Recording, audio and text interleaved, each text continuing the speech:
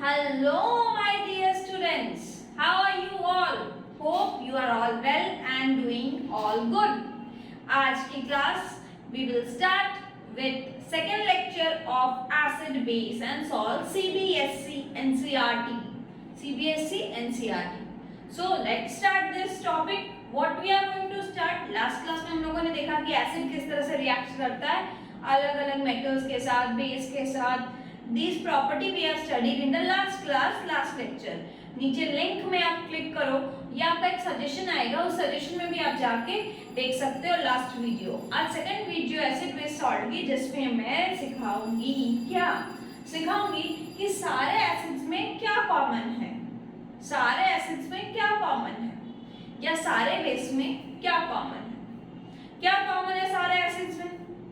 जैसे आज हम सब ह्यूमन बीइंग्स में क्या कॉमन है? 2 eyes, 1 nose, 2 ears, correct? We have all these common. तो सब चीज में कुछ ना कुछ कॉमन होती है. तो अब यार ये एसिड्स में क्या कॉमन है, तो डिस्कस करते हैं. एसिड्स हैव समथिंग कॉमन, लेकिन उसके पहले आपकी एनसीईआरटी बुक में कुछ एक एक्सपेरिमेंट किया हुआ है, उस एक्सपेरिमेंट को समझते हैं. एक्सपेरिमेंट में कह रहा है कि हम लोग 4 सॉल्यूशन ले रहे हैं, ग्लूकोज का, अल्कोहल का और 2 एसिड्स का, एक HCl हाइड्रोक्लोरिक एसिड और एक H2SO4 सल्फ्यूरिक एसिड. ये 4 चीज हम लोगों ने ली है और उसमें इलेक्ट्रिसिटी पास करवा रहे हैं. सॉल्यूशन है, इन सबका सॉल्यूशन बना के इनका इलेक्ट्रिसिटी पास करने की कोशिश कर रहे हैं. इनको एक बीकर में हम लोग डाल देंगे. इस बीकर में डालने के बाद ग्लूकोज 2 चम्मच ऐड किया, उसका पानी बन गया and this is connected with electricity. इसको एक इलेक्ट्रिसिटी से हम लोग कनेक्ट करेंगे और हम लोग ये चेक करेंगे कि इलेक्ट्रिसिटी पास हो रहा है कि नहीं हो रहा है बाय इंसर्टिंग अ बल्ब. एक बल्ब लगा के अगर बल्ब ग्लो करता है तो इलेक्ट्रिसिटी पास हो रही है. आज हमारी कोई ट्यूबलाइट जलती है तो यानी इलेक्ट्रिसिटी फ्लो कर रहा है. अगर हम लोग की बल्ब ग्लो करना बंद कर देता तो यानी इलेक्ट्रिसिटी नहीं चल रही है. तो अब यहाँ पे देखते हैं कि इनके किसमें बल्ब ग्लो करेगा, किसमें बल्ब ग्लो नहीं करेगा. ग्लूकोज में बल्ब ग्लो नहीं किया, बल्ब ग्लो ग्लूकोज में नहीं किया, अल्कोहल में नहीं किया, HCl में किया, H2SO4 में किया. तो ग्लूकोज और अल्कोहल में ऐसा क्या प्रॉब्लम हुआ कि उसमें इलेक्ट्रिसिटी पास नहीं कर पाई? तो बच्चों, इलेक्ट्रिसिटी पास करने के लिए कंडीशन ये है कि उसमें आयंस मूव होना जरूरी है. आयंस मूव होना जरूरी है. जब तक आयंस मूव नहीं होंगे तो इलेक्ट्रिसिटी कैसे जाएगी? इलेक्ट्रिक करंट का मतलब flow of charges, flow of ions. तो when there is no ions, there is no electricity, there is no bulb glowing. No ions, no electricity, no charge, no electricity. तो यानी glucose में no ions, no ions produced, कोई ions produce नहीं हुआ. यहाँ पे भी नो आयंस प्रोड्यूस्ड, कोई आयंस प्रोड्यूस नहीं हुआ. यानी ये टूटा ही नहीं, ये 2 सॉल्यूशन टूटा ही नहीं, तभी तो आयंस नहीं प्रोड्यूस किया. लेकिन इनमें जरूर कोई आयंस प्रोड्यूस हुए. क्या आयंस प्रोड्यूस हो सकता है? H+ प्रोड्यूस हो सकता है या Cl-. H2SO4 टूटने से क्या प्रोड्यूस हो सकता है? 2 हाइड्रोजन और एक सल्फेट आयन, एक कैटायन एक anion. So this means in HCl and H2SO4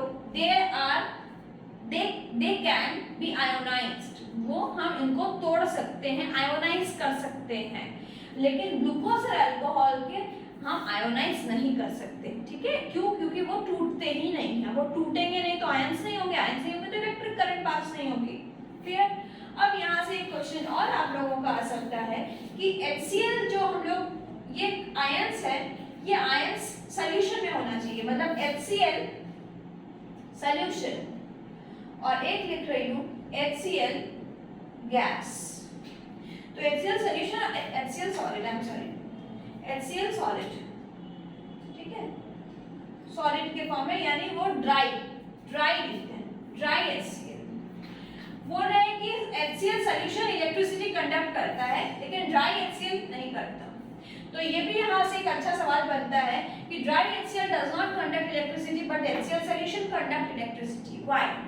because dry HCl में आयंस मूव नहीं कर पाएंगे. No ions movement, no ions movement, कोई आयंस मूव नहीं कर पाएंगे क्योंकि ड्राई है. कोई पानी होगा, कोई सॉल्यूशन होगा तब तो आयंस घूमेंगे. सूखा में कहाँ आयंस ड्राई HCl में no ions movement, but HCl solution में आयंस मूव फ्रीली। तो who conduct electricity? HCl solution conduct electricity or dry HCl does not conduct electricity because there is no movement of free ions। तो ये आप लोगों का important एक experiment था जिसमें ये सारी चीजें लिखी हुई थी। अब हम लोग आगे बढ़ेंगे कि HCl सारे एसिड्स में क्या कॉमन है। What does all acids have common? सारे एसिड्स में क्या कॉमन है? What does all acids have common? क्या है common? Acids have some common thing. What is this common thing? Let us discuss. All acids have H plus ion as common. Hydrogen ion. हर एक acid को अगर हम तोड़ते हैं, पानी में डालने से टूटेंगे, पहली बात तो ड्राई नहीं टूटेंगे। तो HCl को अगर हम लोग ये टूटता है तो H प्लस और Cl माइनस में टूटेगा। क्लियर? HCl कैसे टूटेगा? H प्लस और Cl माइनस में टूटेगा, कोई प्रॉब्लम नो। लेकिन अब ये HCl किस में बनाया हुआ है? ये HCl पानी के सॉल्यूशन में डुबाया गया है, साथ में पानी है, H2O भी है, ठीक है। तो H प्लस तो HCl तो टूट गया, किसमें टूटा? HCl टूट गया H प्लस और Cl माइनस टूट गया, साथ में सब में पानी भी है। अब ये H प्लस क्या है? बहुत छोटा आयन है, तो ये एग्जिस्ट नहीं कर सकता, कैनॉट एग्जिस्ट, खुद अकेला इंडिपेंडेंटली एग्जिस्ट नहीं कर सकता, वो किसी के साथ जुड़ के रहता है। तो किसके साथ जुड़ के रहेगा? यही H प्लस पानी से कंबाइन हो जाता है H2O and will give you H plus और H2O मिलके H3O प्लस बन जाता है। Very important. तो एनी एसिड, कोई भी एसिड को अगर पानी में डालोगे तो H3O प्लस बनेगा। H3O प्लस का मतलब है हाइड्रोनियम आयन। कोई भी H प्लस को अगर पानी में डालते हैं तो क्या बनेगा? हाइड्रोनियम आयन फॉर्म होगा। तो HCl टूटने से आपको क्या मिल रहा है? H प्लस और Cl माइनस। ये H प्लस अकेला जिंदा नहीं रह सकता, अकेला इंडिपेंडेंट एग्जिस्ट नहीं कर सकता, तो ये H प्लस पानी के साथ कंबाइन होकर किस फॉर्म में रहेगा? हाइड्रोनियम आयन के फॉर्म में रहेगा H3O प्लस। ऐसे ही कोई भी एसिड ले लो, अब H2SO4 ले लो, ये फर्स्ट एग्जांपल हुआ। अब H2SO4 का एग्जांपल लेके देखो। H2SO4 में भी ये किसमें टूटेगा? दो हाइड्रोजन और सल्फेट में टूटा। अब ये बेचारा बहुत छोटू सा अकेला इंडिपेंडेंटली तो एग्जिस्ट करता नहीं है, तो ये इंडिपेंडेंट एग्जिस्ट अगर नहीं करेगा तो ये किसके साथ मिलजुल के रहेगा? ये पानी के साथ फटाक करके कंबाइन होता है और बन जाता है H3O प्लस आयन। इतना H3O प्लस आयन, दो H3O प्लस आयन बन के रहता है, तो इसको हम लोग बोलते हैं हाइड्रोनियम आयन। तो any acid when dissolves in water it produces hydronium ion. Okay, आप लोग HCl वाला एक एग्जांपल दिया हुआ है बुक में। अब आप लोगों को मैं करवाऊंगी। तो सारे एसिड्स में क्या कॉमन है? इसका आंसर क्या मिला? What acids have common? Acids have H plus ion as common, H plus hydrogen ion. तो what and hydrogen ion have common and when dissolve in water all acid produce, सबको पानी में डालने से क्या प्रोड्यूस करता है? Hydronium ion. All acid produce hydronium ion when added in water. पानी में डालने से हाइड्रोनियम आयन बनेगा। क्लियर? हाँ, अब आ गया बेसिस के पास क्या कॉमन है? What does all bases have common? Bases के पास क्या कॉमन है? बेसिस के पास the common thing is Na plus OH minus, hydroxide ion, hydroxyl ions. ठीक है, तो OH minus is common in all base, चाहे वो मैग्नीशियम हाइड्रोक्साइड ले लो पानी का सॉल्यूशन, या टूट के मैग्नीशियम कैटायन में जाएगा और हाइड्रोक्साइड आयन। तो सारे बेस में कॉमन क्या है? दिस इज, सब बेस में कॉमन होता है OH माइनस, लिख देते हैं, इसको बोलते हैं हाइड्रोक्साइड आयन। क्या बोलते हैं? Hydroxide ion. और सारे एसिड्स में कॉमन क्या होता है? H plus. क्लियर हो गई बात बेस में? इसके बाद आप लोगों का है कि एल्कली क्या होता है? What is alkali? एल्कली क्या होता है? बेस और एल्कली में क्या फर्क है? एल्कली का मतलब ऐसा बेस जो पानी में घुल सकता है, क्या बताइए, ऐसा बेस जो पानी में मिक्स हो गया, घुल गया। Bases which dissolve in water are called alkali. तो लिखते हैं bases that which get dissolve in the bases which can get dissolved in what? Water. They are called alkali. तो जरूरी नहीं कि सारे बेस पानी में डिसॉल्व कर जाएं, कुछ कुछ बेस डिसॉल्व करते हैं, कुछ कुछ बेस डिसॉल्व नहीं करते। तो कौन सा डिसॉल्व करते हैं अल्कली में? लिखते हैं सोडियम हाइड्रोक्साइड, पोटेशियम हाइड्रोक्साइड, ये लोग डिसॉल्व करते हैं, तो ये लोग अल्कली हैं। तो हम लोग लिख सकते हैं सारे alkali all alkali are bases. सारे अल्कली बेस होते हैं, सारे अल्कली बेस हो सकते हैं क्योंकि अल्कली ही तो बेस है, लेकिन सारे बेस अल्कली नहीं हो सकते क्योंकि जो बेस डिसॉल्व नहीं करेगा उनको तो हम अल्कली नहीं बोल सकते। तो all alkalis are bases but all bases are not alkalis, वो सारे अल्कली नहीं है। करेक्ट? तो व्हाट आर अल्कली? जो पानी में डिसॉल्व करते हैं उनको अल्कली बोलते हैं और सारे बेस अल्कली नहीं हो सकते। क्लियर? अब हम लोग आगे बढ़ते हैं एनसीईआरटी को line to line, line by line. NCERT को संग में लेके बैठ जाओ, टॉपिक वाइज टॉपिक चल रहा है क्या, रीड करते जाओ। जैसे से पढ़ा रही हूँ पॉज करो, वहां से रीड कर लो, समझ में आ गया क्या? NCERT line by line. ठीक है, नेक्स्ट हम लोग का है कि एसिड वाटर। अगर एसिड में हम लोग पानी मिला देते हैं, एसिड में अगर पानी मिला देते हैं तो उसको हम लोग बोलते हैं डाइल्यूट सॉल्यूशन, डाइल्यूट एसिड। अगर एसिड और पानी को मिक्स किया जाए तो अगर पानी की क्वांटिटी ज्यादा हो जाती है ना, एसिड की कम हो जाती है, तो उसको बोलते हैं डाइल्यूट हो गया भाई। ये क्या हो गया? डाइल्यूट एसिड हो गया। और अगर पानी कम होता है, सिर्फ एसिड ही एसिड ज्यादा है, तो उसको बोलते हैं कॉन्सेंट्रेटेड। क्या बोलते हैं? कॉन्सेंट्रेटेड। तो when water is more, water is added in huge quantity in acid, we call it as a dilute acid. अब यहाँ पे कंट्रोवर्सी बात है, ये मेरा एसिड, ये मेरा इधर पानी, ब्लू ब्लू पानी बनाते हैं, पानी पानी पानी, ब्लू ब्लू ब्लू, और ब्लू है पानी पानी। ओके, तो ये पानी हो गया और एसिड हो गया। बात है इनको डाइल्यूट करना है, यानी मिलाना है। तो तुम लोग बोलेंगे यार मिला दो यार, इसको इसमें डाल दो या इसको इसमें क्या डाल दो, फर्क क्या पड़ता है? मिलाना ही तो है, ऐड कर दो। बट दोनों में बहुत बड़ा डिफरेंस आ जाता है, बहुत बड़ा फर्क आ जाता है, एक्सीडेंट्स हो सकते हैं इससे। तो ध्यान से सुनो, एक्सीडेंट ना हो जाए, ताकि ये बड़ा ध्यान से समझो कि क्या हो रहा है, कौन किस में ऐड करते हैं, किस में क्या ऐड किया जाता है। एसिड और पानी मिलाने से ये रिएक्शन जो है बहुत एक्सोथर्मिक रिएक्शन है।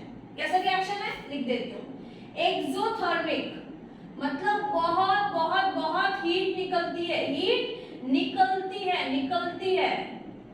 हीट निकलती है, हीट प्रोड्यूस होती है, हीट लिबरेट होती है। तो अब देखो, अगर आप लोग पानी को एसिड में मिला रहे हो, पानी को अगर एसिड में मिला रहे हो, बस आप खा गए, बहुत बड़ा एक्सीडेंट हो सकता है। क्यों एक्सीडेंट हो सकता है?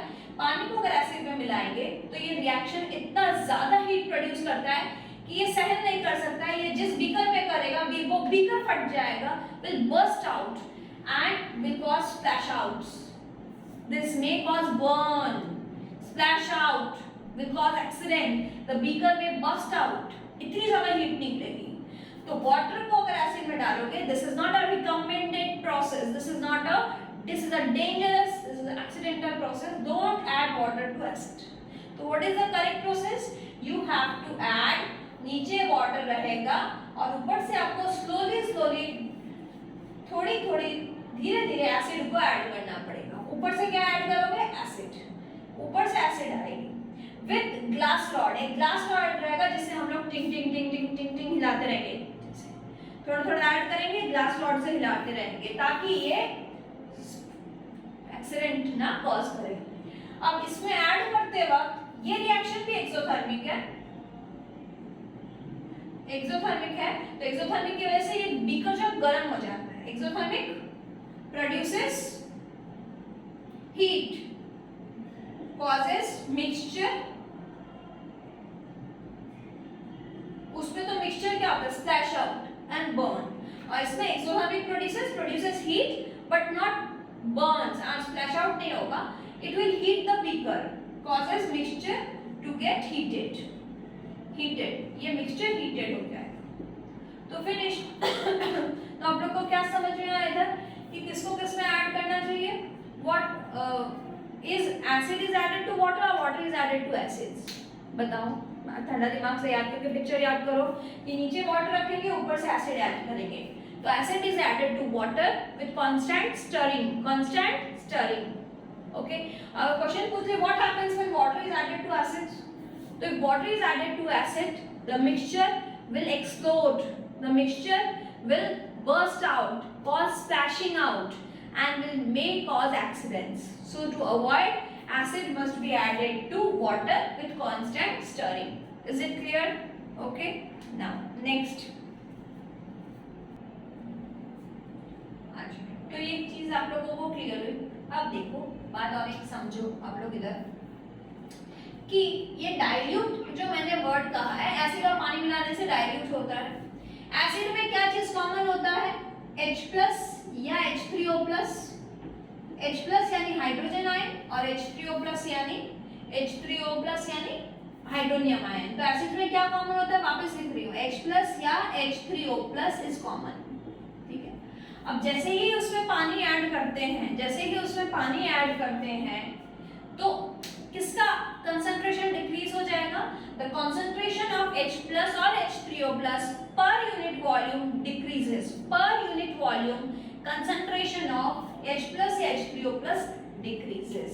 तो on dilution में क्या होता है, dilution concentration किसका कम हो जाता है, concentration of H+ या H3O+, पानी ऐसे ही ऐड करोगे एसिड का concentration कम हो जाता है, concentration of this decrease हो जाता है पर यूनिट वॉल्यूम,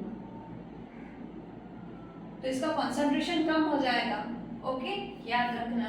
तो एसिड को पानी डालने से एसिड की तो कंसंट्रेशन कम ही हो जाएगी, ठीक है। अगर पानी जितना कम होगा एसिड का कंसंट्रेशन ज्यादा, उतना ही ये चीज ज्यादा होगा, कंसंट्रेशन ऑफ एसिड को। तो when water is added, concentration of acid decreases per unit volume. अब हम लोग फिर आगे बढ़ते हैं कि एसिड और बेस हम लोग देख रहे हैं कि स्ट्रॉन्ग है, वीक है, strong base, weak base, strong week पढ़ता लग रहा है, H+OH-, H+ कॉमन होता है, H3O+ कॉमन होता है एसिड में, बेस में कॉमन होता है OH-। तो यार ऐसी कोई स्केल क्यों नहीं बना लेते, ऐसा कोई हम लोग कुछ मेजर करने वाला स्कीम, एसिड है या बेस है वो तो पता लग रहा है, लेकिन एसिड में भी कौन सा स्ट्रॉन्ग है कौन सा वीक है वो कैसे पता लगेगा, उनका वैल्यू कैसे पता लगेगा। आज हम लोग एक लेमन जूस ले रहे हैं और एक हम लोग सिट्रिक एसिड, लेमन जूस और एक टार्टरिक एसिड, टमाटो खा रहे हैं और एक नींबू का रस खा रहे हैं, ज्यादा एसिडिक कौन है कैसे पता लगेगा। तो उसको पता लगने के लिए कौन कितना ज्यादा एसिड है, कितना क्वांटिटेटिव, क्वांटिटी में अगर किसी को पता लगाना है तो हमारे पास एक स्केल है, हम लोग एक स्केल यूज करते हैं, उस स्केल का नाम है पीएच स्केल, पीएच स्केल। तो next topic is your pH scale के ऊपर। तो pH scale is nothing but it is the power और potency of hydrogen ion concentration. ये किसके कॉन्सेंट्रेशन मेजर करता है, H+ का पावर मेजर करता है, power of H+, power of H+ की पावर ज्यादा, एसिडिक ज्यादा, H+ की कॉन्सेंट्रेशन कम, एसिडिक स्ट्रेंथ कम। तो एक पीएच स्केल है, स्केल में क्या है, आपके पास भी स्केल होती है, उसमें मेजरमेंट्स होती है, 15 सेंटीमीटर स्केल, 30 सेंटीमीटर स्केल।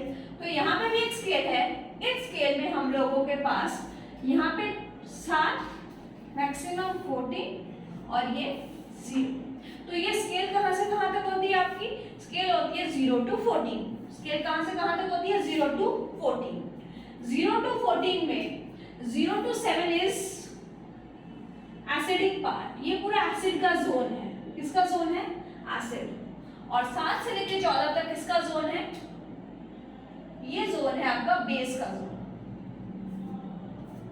और ये जो 7 वाला जोन है ये न्यूट्रल जोन है। न्यूट्रल, ना एसिड ना बेस। जितना उधर जाएंगे, इधर जितना जाएंगे एसिड की स्ट्रेंथ बढ़ेगी, एसिड स्ट्रेंथ बढ़ेगी, यानी H+ आयन कंसंट्रेशन बढ़ेगा। हम लोग उधर जितना जाएंगे H+ आयन कंसंट्रेशन कमेगा, या बोल सकते हो बेस की स्ट्रेंथ बढ़ेगी, बेस स्ट्रेंथ बढ़ेगी और OH- की स्ट्रेंथ भी बढ़ेगी। उधर 7 से 14 में जाएंगे तो बेस की स्ट्रेंथ बढ़ेगी, 7 से 0 में जाएंगे तो एसिड की स्ट्रेंथ बढ़ेगी। या नॉर्मल बोल सकते हैं 0 से 14 जाएंगे, इधर जितना जाएंगे H+ की स्ट्रेंथ कमती जाएगी। इधर जितना जाएंगे H+ की 0 अगर 1 है, एक 1 है वैल्यू, एक 4 है, एक 1 है नहीं, इधर 1 2 3, एक 3 है और एक 4 है। ज्यादा एसिडिक कौन है? 3 या 4? 3 वाला ज्यादा एसिडिक है। इधर जितना जाएंगे H+ का कंसंट्रेशन कम होगा, एसिडिक स्ट्रेंथ कम होगी।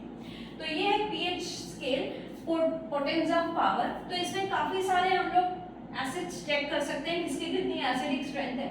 न्यूट्रल हो गया आपका, जैसे प्योर वाटर है न्यूट्रल, या ब्लड हमारा न्यूट्रल पीएच पे काम करता है 7.4। तो न्यूट्रल वाटर कितना है? न्यूट्रल वाटर या ब्लड हमारा 7.4 के रेंज में रहता है। 7.4 थोड़ा इधर उधर हो सकता है, लेकिन 7। अगर इम्प्योर वाटर है तो 7.4 नहीं होगा, बदल जाएगा। बट न्यूट्रल प्योर वाटर है तो 7.4। अगर जैसे गैस्ट्रिक जूस, हम लोग का गैस्ट्रिक जूस जो है वो 1.2 में हम लोग का गैस्ट्रिक जूस काम करता है। लेमन जूस का अराउंड 2.2 के अराउंड होता है, नींबू का रस। Sodium hydroxide is very strong base, sodium hydroxide 14 pH होता है। तो pH में काफी सारे रेंज होते हैं, उन लोग के कलर्स अलग होते हैं। इधर स्ट्रॉन्ग रेड होता है तो स्ट्रॉन्ग ब्लू हो जाता है, इधर मीडियम कलर्स रहते हैं। तो यहाँ पे हम लोगों को पीएच स्केल में यही स्ट्रेंथ बताता है कि एसिडिक की स्ट्रेंथ क्या है, बेस की स्ट्रेंथ क्या है। और एक चीज कि अगर मान लो क्वेश्चन आ जाता है कि अगर हम लोग एसिड को डाइल्यूट कर देते हैं, एसिड ऑन डाइल्यूशन, एसिड को डाइल्यूट कर दिया, बताओ एसिड को डाइल्यूट कर दिया। हाँ जी मैंने बताइए, एसिड को डाइल्यूट करने का मतलब है एसिड में पानी डाल दिया, ठीक है, यानी एसिड की कंसंट्रेशन कम हो गई। तो बताओ डाइल्यूट करने के बाद पीएच का उसका क्या होगा, फर्क क्या पड़ेगा पीएच पे? पीएच कम हो जाएगा या पीएच ज्यादा होगा? यानी पीएच उधर जाएगा कि पीएच इधर आएगा। एसिड को डाइल्यूट कर रहा है, एसिड को डाइल्यूट करने का मतलब है एसिड की स्ट्रेंथ कम कर दे रहे हैं, एसिड की स्ट्रेंथ को कम कर दे रहे हैं, यानी H+ की स्ट्रेंथ को कम कर दे रहे हैं। तो पीएच राइट में मूव करेगा, पीएच राइट में मूव करेगा H+, तो पीएच शिफ्ट्स राइट, राइट का मतलब पीएच इंक्रीजेस, पीएच इंक्रीज हो जाएगा। तो इस टाइप के क्वेश्चंस भी आ सकते हैं कि इसको डाइल्यूट कर दिया तो पीएच में क्या प्रॉब्लम होगा, उसमें और एसिड डाल दिया, ज्यादा एसिड डाल दिया, एसिड में और ज्यादा एसिड की कंसंट्रेशन, स्ट्रॉन्ग एसिड डाल दिया तो एसिड की कंसंट्रेशन बढ़ गई, H+ की कंसंट्रेशन बढ़ गई, पीएच डिक्रीज हो गया। एसिड में पानी डाल दिया, एसिड की कंसंट्रेशन कम, H+ की कंसंट्रेशन कम, पीएच इंक्रीज हो गया। क्या समझ आया पीएच? अब नेक्स्ट दिन हम लोग डिस्कस करेंगे पीएच का क्या क्या एप्लीकेशन है, टीथ पर, टूथ पर, फिर सॉइल पर, हमारे गैस्ट्रिक डाइजेस्टिव सिस्टम पर, ठीक है। तो नेक्स्ट दिन हम लोग ये डिस्कस करेंगे और 2-3 क्लास में फिनिश हो जाएगा चैप्टर। आज के लिए ये इतना ही। लाइक करो अगर आपको ये वीडियो पसंद आया, फटाफट शेयर करो अपने फ्रेंड्स के साथ ताकि ये सारी वीडियो आप वो लोग देख पाएं। कमेंट करो कोई और सेक्शन और आपको वीडियो चाहिए, कोई डाउट है, कुछ प्रॉब्लम है और कुछ कैसा लग रहा है वो भी बताओ। ओके, सब्सक्राइब करो चैनल को, बेल आइकन क्लिक करो, हर एक नोटिफिकेशन मिलता रहेगा। Thank you very much for watching this.